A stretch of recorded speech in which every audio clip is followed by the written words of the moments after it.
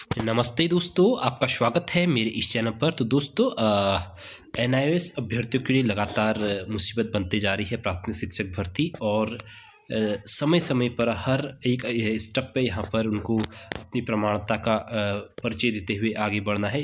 इस भर्ती में ऐसा ही नज़र आ रहा है। एक बार फिर से एनआईओएस अभ्यर्थियों के प्रमाण पत्रों की हो जांच, भेजा ज्ञापन। तो ये ज्ञापन किसके द्वारा भेजा गया है, इस वीडियो में सारी बातें करेंगे दोस्तों। और आपको पता है कि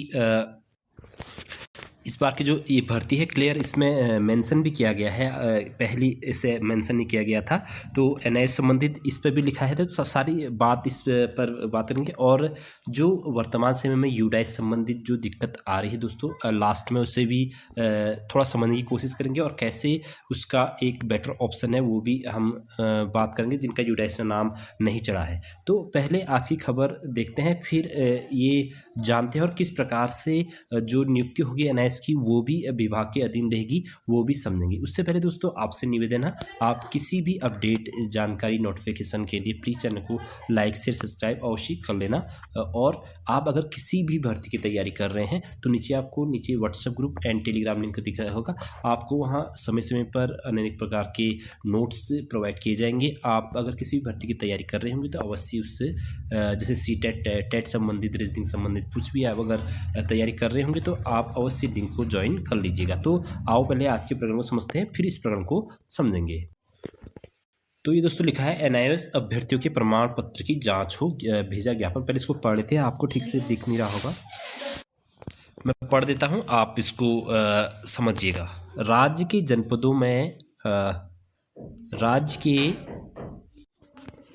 राज्य के जनपदों में आयोजित प्राथमिक सहायक शिक्षक भर्ती में शामिल हो रहे अभ्यर्थी और उनके अभिभावकों को एनआईओएस राष्ट्रीय मुक्त विद्यालय संस्थान से डीएलएड डिप्लोमा प्राप्त करने वाले कतिपय अभ्यर्थियों के प्रमाण पत्र की गहन जांच की मांग की है। इस संबंध में उन्होंने शिक्षा मंत्री धन सिंह रावत को भी ज्ञापन भेजा गया है। शिक्षा मंत्री को भेजे गए ज्ञापन में अभिभावक एनएस रावत सहित अभ्यर्थियों मधुबाला मिली, धसमान, ज्योत्सना, शिवानी, आशा आदि का कहना कि इन दिनों जिला स्तर पर प्राथमिक सहायक शिक्षक की भर्ती प्रक्रिया गतिमान है। इस भर्ती में सर्वोच्च न्यायालय के निर्देश पर एनआईओएस राष्ट्रीय मुक्त विश्वविद्यालय संस्थान से डीएलएड प्राप्त अभ्यर्थियों को भी शामिल किया गया, लेकिन संबंधित कतिपय अभ्यर्थियों द्वारा अनैतिक तरीके से निजी विद्यालयों से सहायक अध्यापक की सेवा का प्रमाण पत्र कर एनआईओएस से डीएलएड की फर्जी डिग्री प्राप्त की गई है। इस तरह के अभ्यर्थियों के प्रमाण पत्रों की काउंसलिंग में गहनता से जांच की जाए। तो दोस्तों यहाँ पर जो गुट है ना, वो एक दूसरे के अगेंस्ट भी काम कर रहा है। देखो यहाँ पर जो अभ्यर्थी, देखो पहले तो मैं आपको बता रहा हूँ कि जिसने सहित जो 2017 से 19 के बीच में स्कूल में रहा हो, जिसने एनआईएस से डीएलएड किया हो, अगर वो स्कूल में अटेंडेंस उसकी लगी हुई है तो आप बिल्कुल निडर रहिए।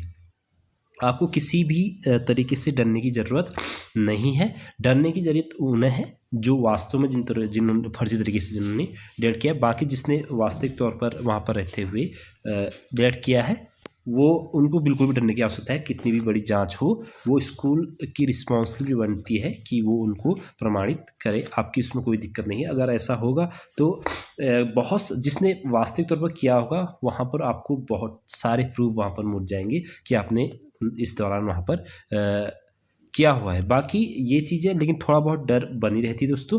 अब मैं आपको बताता हूँ कि किस प्रकार से आपकी भर्ती जो है अभी विभाग के अधीन रहने वाली है। ये देखिए दोस्तों, यहाँ पर क्लियरली मेंशन किया गया है कि एनआईओएस डीएलएड अभ्यर्थियों की अन्य शैक्षिक प्रशिक्षण प्रमाण पत्रों के अतिरिक्त उनके सेवारत होने से संबंधित प्रमाणित साक्ष्य भी यथा नियुक्ति पत्र, नियुक्ति की विज्ञप्ति, प्रबंधन संस्था के प्रबंधीकरण का अनुमोदन, वेतन विवरण, उपस्थिति, पठन पाठन की समय सारणी इत्यादि प्रस्तुत करने होंगे। एनआईओएस डीएलएड उपाधि धारक अभ्यर्थियों की नियुक्ति नितांत रूप से उनके सेवारत प्रशिक्षण प्राप्ति किए जाने की प्रमाणित पुष्टि के अधीन रहेगी। यानी कि जब तक ये पूर्णतः सेटिस्फाई नहीं हो जाएंगे कि आपने उस स्कूल के द्वारा डीएलएड एनआईएस से डीएलएड कर रखा है, तब तक आपकी नियुक्ति जो है दोस्तों वो विभाग के अधीन रहेगी। अगर आप लोग फर्जी तरीके से डीएलएड करते हुए पाए गए या आपका कोई प्रमाण नहीं मिलता है तो सीधी सी बात है कि आपकी जो भर्ती है वो विभाग रद्द कर देगा। तो जब तक, अब ये कैसे होगा आपको पता है कि 6 काउंसलिंग में जितने भी अभ्यर्थियों की काउंसलिंग हुई थी एनआईओ से संबंधित अभ्यर्थियों की, उन सभी स्कूलों का सर्वे किया गया और उन स्कूलों में डाक गई बीओ के माध्यम से, स्कूलों के द्वारा उन स्कूलों की क्या किया गया दोस्तों, मतलब कि निरीक्षण किया गया और उनको प्रमाणित किया गया कि वास्तव में इन्होंने एनआईओ स्टूडेंट वहाँ से किया है या नहीं किया है। बाकी दोस्तों मैं आपको एक चीज़ और बताता हूँ, एक पॉइंट और बताता हूँ कि जो इससे पहले वाली खबर थी आपने देखी होगी कि जांच, वो विभाग पहले ही क्लियर कर चुका है कि हम इनको पूर्णतः प्रमाणित करेंगे पहले, तब जाकर ही इनको पूर्णतः क्या मिलेगी, नियुक्ति प्रदान की जाएगी, नहीं तो इनकी नियुक्ति विभाग के अधीन रहेगी जब तक कि ये पूर्णतः प्रमाणित ना हो जाए। तो फिर से मेरा आपसे कहना है कि जिन लोगों ने वास्तविक तौर पर एनआईओ से डीएड किया है उनको और उस दौरान वो किसी स्कूल में पढ़ा रहे थे तो उनको डरने की बिल्कुल भी आवश्यकता नहीं है। उनको अवश्य ही दोस्तों मतलब जॉब से निकाला नहीं जाएगा, आप चिंता करने की बिल्कुल भी ज़रूरत नहीं है। तो ये थी दोस्तों। अब एक और चीज़ मैं बता रहा हूँ कि यूडाइस संबंधित चीज़ें आ रही है, यूडाइस संबंधित चीज़ें आ रही है कि बहुत सारे अभ्यर्थियों से जिन्होंने काउंसलिंग में प्रतिभाग किया था और मेरिट पर जो आए हुए हैं उन लोगों से यूडाइस मांगा जा रहा है। अब कुछ क्या होता है, देखो प्राइवेट स्कूल वाले क्या करते हैं कि 5 टीचर हैं मान लो स्कूल में, और यूडाइस में शायद 3 प्राइमरी विद्यालय में मिनिमम मतलब अकॉर्डिंग टू क्या कहते हैं स्टूडेंट 3 या 4 टीचर में कंपलसरी होते हैं। तो चूँकि प्राइवेट स्कूल में ये होता है कि किसी भी अभ्यर्थी को कभी भी, अभ्यर्थी को नहीं मतलब किसी भी टीचर को कभी भी मतलब वो छोड़ सकता है या उससे उसकी मतलब अगर फीमेल है तो उसकी शादी हो जाती है, तो बहुत सारे रीजन्स होते हैं।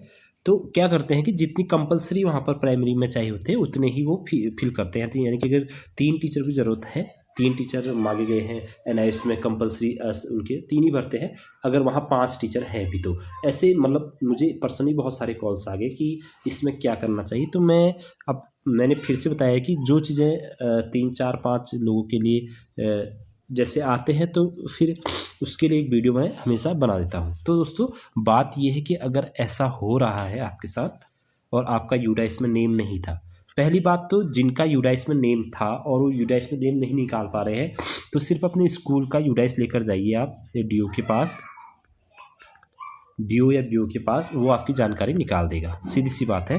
क्योंकि मुझे किसी मैम द्वारा बताया गया कि जैसे हम यूडाइस कोड डाल रहे हैं तो तुरंत हमारा सारा डाटा निकल जा रहा है डीओ के डीओ अब निकाल रहे हैं, क्योंकि उनको ऑथराइड होते हैं, मतलब हम नहीं निकाल पाएंगे, वो निकाल देते हैं कि आपका नाम है या नहीं। तो बीओ या डीओ से आप संपर्क करके माध्यम से अपने डाटा निकाल सकते हैं अगर उनका नाम फिल है। अगर उनका नाम फिल नहीं है तो उनके लिए मैं बेटर ऑप्शन बता रहा हूँ। आप क्या कर सकते हैं, आप क्या कर सकते हैं, बीओ या फिर अपने स्कूल प्रिंसिपल के द्वारा सर्टिफिकेट बना सकते हैं। जिस प्रकार से आपने अटेंडेंस सर्टिफिकेट बनाया, जिस प्रकार से आपने सैलरी सर्टिफिकेट बनाया, जिस प्रकार से आपने एक्सपीरियंस सर्टिफिकेट बनाया, उसी प्रकार से यूडाइस संबंधित भी सर्टिफिकेट आप बना लीजिए। उसमें लिख दीजिए कि जो नाम है, नाम द्वारा 2017 से 19 के बीच में इनके द्वारा इस विद्यालय में पढ़ाया गया, इनकी नियुक्ति तिथि इतनी है और इन्होंने यहाँ इतने साल तक यहाँ पढ़ाया हुआ है, लेकिन किसी कारणवश हम इनको यूडाइस में सम्मिलित नहीं कर पाए और उसके लिए क्षमा प्रार्थी। इस प्रकार का कुछ लेटर दे दे तो स्कूल दे दे, या फिर बीओ के माध्यम से बीओ को भी अगर आप अपने स्कूल के कुछ रजिस्टर लेकर जाएं वहाँ पर, और या फिर स्कूल सर्टिफिकेट लेके जाएं तो उनसे बात रखें कि हमसे ये मांगा जा रहा है लेकिन हमारे स्कूल द्वारा हमें यूडाइस में उस समय शामिल नहीं किया गया था।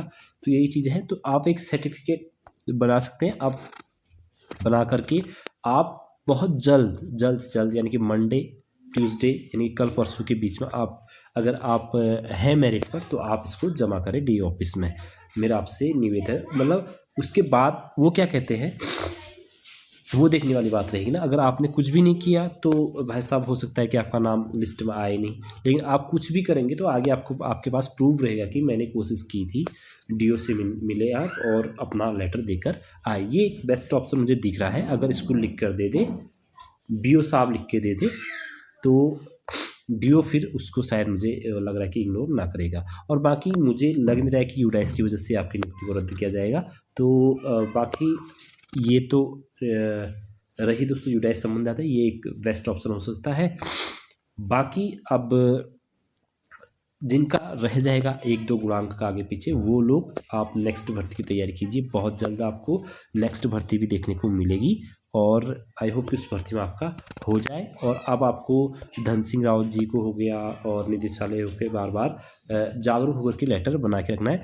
बाकी दोस्तों आपको नई नई अपडेट के लिए आप चैनल को सब्सक्राइब अवश्य कर लीजिएगा। जैसे ही कोई नई अपडेट आएगी मैं आपको तुरंत अवगत कराऊंगा, किसी भी भर्ती संबंधित अगर जानकारी आपको चाहिए होगी तो। बाकी आप नीचे टेलीग्राम और व्हाट्सएप ग्रुप है उसको भी ज्वाइन कर लीजिएगा। दोस्तों फिर मिलते हैं, आज की इस वीडियो को यहीं पर एंड करते हैं। चैनल पहली बार आए होंगे तो प्लीज़ चैनल को लाइक एंड शेयर सब्सक्राइब अवश्य कर लेना। धन्यवाद।